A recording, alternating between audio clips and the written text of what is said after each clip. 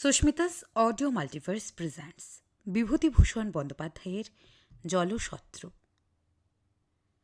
বৃদ্ধ মাধব শিরোমণি মশাই শিষ্য বাড়ি যাচ্ছিলেন।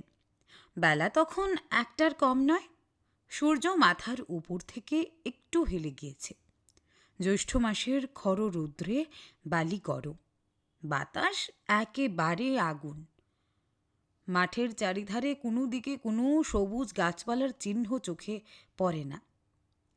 এক আধটা বাবলা গাছ যা আছে তাও পত্রহীন। মাঠের ঘাস রোদ পোড়া, কটা। ব্রাহ্মণের কাপড় চোপড় গরম হাওয়ায় আগুন হয়ে উঠল। এক একটা আগুনের ঝলকের মতো দমকা হাওয়ায় গরম বালি উড়ে এসে তার চোখে মুখে তীক্ষ্ণ হয়ে বিচ্ছিল। জ্যৈষ্ঠ মাসের দুপুরবেলা এ মাঠ পার হতে যাওয়া যে ইচ্ছে করে প্রাণ দিতে যাওয়ার সামিল। এ কথা নবাবগঞ্জের বাজারে তাকে অনেকে বলেছিল, তবুও যে তিনি কারো কথা না শুনে জোর করেই বেরুলেন সে কেবল বোধহয় কপালে দুঃখ ছিল বলে। পশ্চিম দিকে অনেক দূরে একটা উলু খড়ের ক্ষেত এবং গরম বাতাসে মাথা দুলাচ্ছিল। যেদিকে চোখ যায় সেদিকে কেবল চকচকে খরবালির সমুদ্র। ব্রাহ্মণের ভয়ানক তৃষ্ণা পেল। গরম বাতাসে শরীরের সব জল যেন শুকিয়ে গেল। জিভ জড়িয়ে আসতে লাগল। তৃষ্ণা এত বেশি হলো যে সামনে ডুবার পাতা পচা কালো জল পেলেও তিনি আগ্রহের সঙ্গে পান করেন।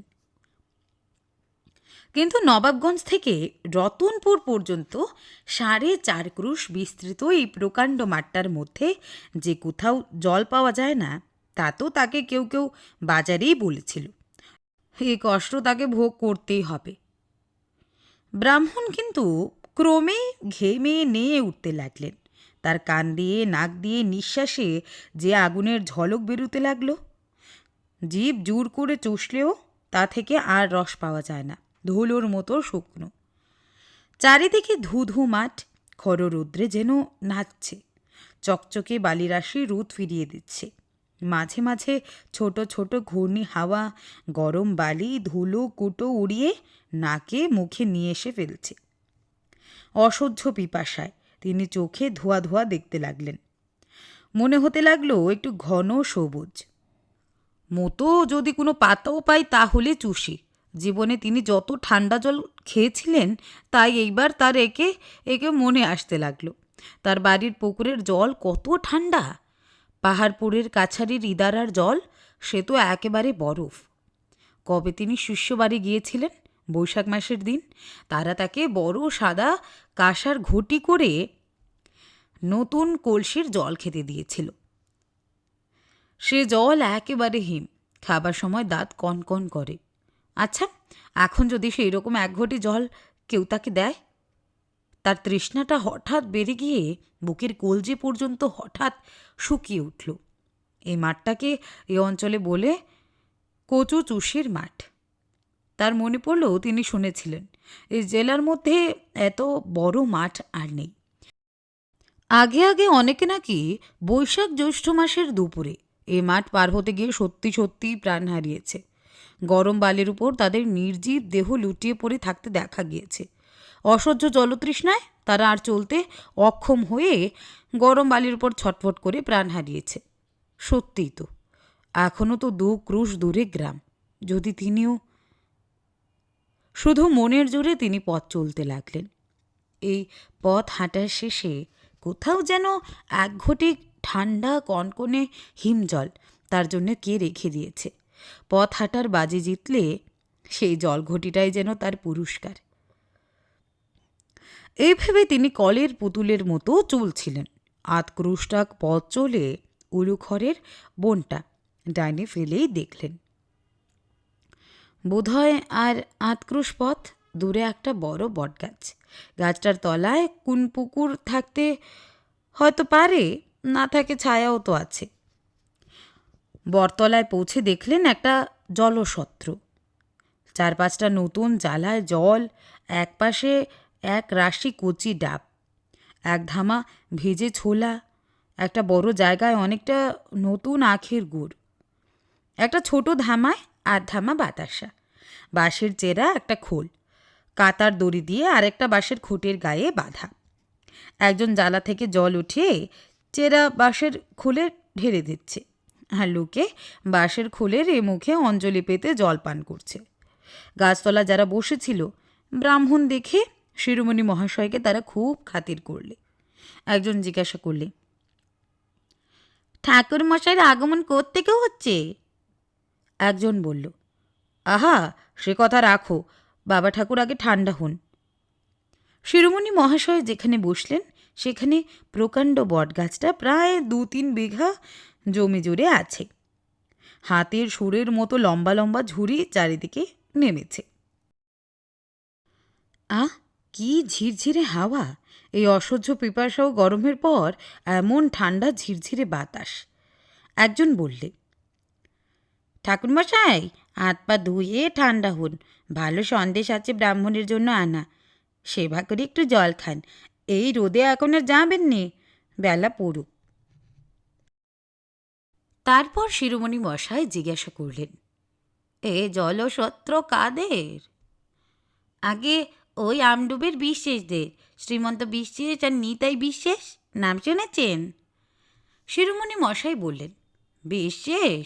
সদ্গোপ? আগে না, কলু।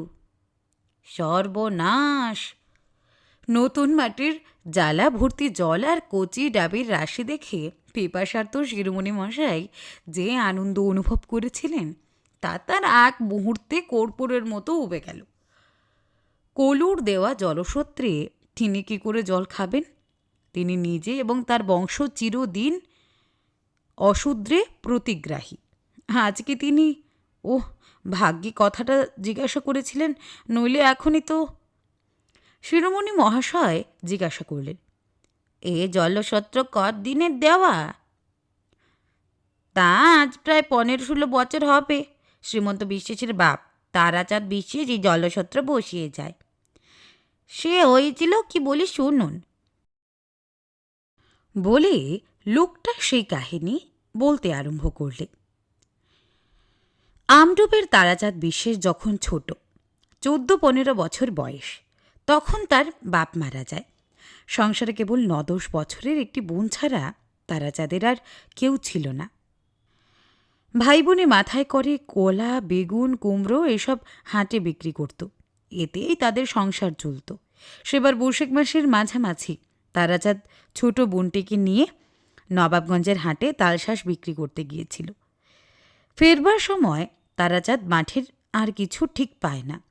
নবাবগঞ্জ থেকে রতনপুর পর্যন্ত এই মাঠটা 4.5 ক্রুশের বেশি হবে তো কম নয়। কোথাও একটা গাছ পর্যন্ত নেই। বৈশাখ মাসের দুপুর, রোদে মাঠ বেয়ে আসতে তারাচাঁদের ছোট্ট বোনটা অবসন্ন হয়ে পড়লে। তারাচাঁদের নিজের মুখে শুনেছি ছোট বোনটি মাঠের মাঝামাঝি এসে বললে, দাদা, আমার বড় তেষ্টা পেয়েছে, জল খাবো।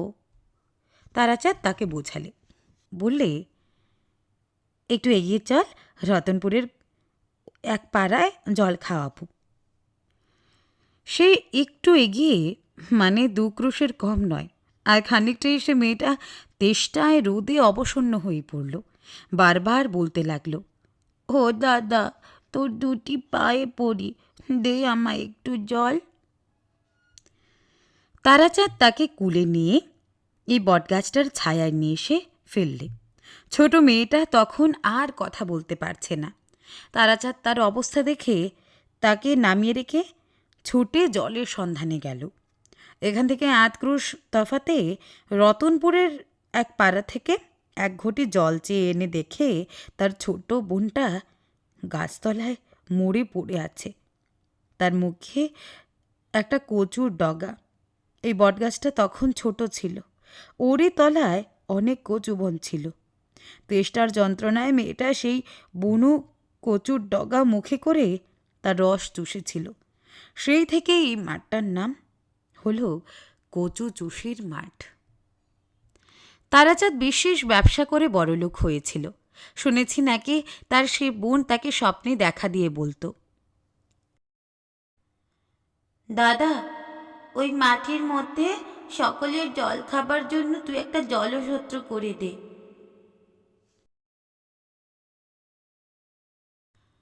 তাই তারাচাঁদ বিশ্বে সেখানে এই বটগাছ প্রতিষ্ঠা করে জলসূত্র বসিয়ে গেছে। সে আজ 15, 16 কি 20 বছরের কথা হবে। ঠাকুরমশাই, কচুচুচির মাঠের জলসূত্রের এদিকের সকলেই জানে। লোকটা তার কাহিনী শেষ করলে, তারপর বললে, সত্যি মিথ্যে জানিনি ঠাকুরমশাই, লোকে বলে তাই শুনি। বৈশাখ মাসের দিন ব্রাহ্মণের কাছে মিথ্যে বলে কি শেষকালে। লোকটা 2 হাতে নিজের কান মলে কপালে 2 হাত ঠেকিয়ে প্রণাম করলে। বেলা পড়ে এলো। কত লোক জলসত্রে আসতে যেতে লাগলো। একজন চাষা পাশের মাঠ থেকে লাঙল ছেড়ে বটতলায় উঠিল। ঘেমে সে নিয়ে উঠেছে। একটু বিশ্রাম করে সে তৃপ্তির সঙ্গে ছোলা, গুড় আর জল খেয়ে বসে গল্প করতে লাগল। এক বুড়ি অন্য গ্রাম থেকে ভিক্ষে করে ফিরছিল। গাছতলায় এসে সে ঝুলি নামিয়ে একটু জল চেয়ে নিয়ে হাত পা ধুলে। একজন বললে, আবদুলের মা, একটা ডাব খাবা? আবদুলের মা একগাল হেসে বললে, হ্যাঁ, তা দাও দিকে মোরে, আজ একটা খাই, মরব তো কেই মরি। একজন লোক পরনে টাটকা গোড়া কাপড়ের উপর নতুন পাট ভাঙা ধপধপে সাদা টুইলের শার্ট, হাঁটু পর্যন্ত কাপড় তুলা পায়ে 1 পা ধুলো। বটতলায় এসে হতাশভাবে ধপ করে বসে পড়ল। কেউ জিজ্ঞেস করলে, চমিরুদ্দিন মিয়া যে, আর চানের দিন ছিল না? চমিরুদ্দি সম্পূর্ণ ভদ্রতা সঙ্গত নয় এরূপ একটি বাক্য উচ্চারণ করে ভূমিকা ফেদে তার মোকদ্দমার একটি সংক্ষিপ্ত ইতিহাস বর্ণনা করে গেল এবং যে উকিলের হাতে তার কেস ছিল তার সম্বন্ধে এমন কতগুলো মন্তব্য প্রকাশ করলে যে তিনি সেখানে উপস্থিত থাকলে ছমিরুদ্দির বিরুদ্ধে আরেকটা কেস হতো। তারপর সে পোয়াটা কাঠের গুড়ের সাহায্যে আছের আন্দাজ ভিজে ছোলা ও দোরসাদ করে বিদায় নিলে। ক্রমে রোদ পড়ে গেল। বৈকালের বাতাসে কাছেরই একটা ঝোপ থেকে ডাসা খেজুরের গন্ধ ভেসে আসছিল। হলদে রঙের সোদালি ফুলের ঝাড় মাঠের পেছনটা আলো করেছিল। একটা পাখি আকাশ বেয়ে ডানা মিলে চলছিল। বউ কথা কো, বউ কথা কো। শিরোমণি মশাইয়ের বসে বসে মনে হলো 20 বছর আগে তার 8 বছরের পাগলে মেয়ে উমার মতোই ছোট্ট একটি মেয়ে এই বটতলায় অসহ্য পিপাসায় জল অভাবে বুনো কচুর ডাঁটার কটু রস চুষেছিল। আজ তারই স্নেহ করুণা এই বিরাট বটগাছটার নিবিড় ডালপালায় বেড়ে উঠে এই জলকষ্টপীড়িত পল্লী প্রান্তরের একধারে পিপাসার্ত পথিকদের আশ্রয় তৈরি করে দিয়েছে। যে লোকটা জল দিচ্ছিল তার নাম চিনিবাস, যাতে সদ্গোপ। শিরোমণি মশাই তাকে বললেন, ও হে বাপু, তোমার ওই বড় ঘটিটা বেশ করে মেজে 1 ঘটে জল আমায় দাও। আর ব্রাহ্মণের জন্যে আনা সন্দেশ আছে বললে না?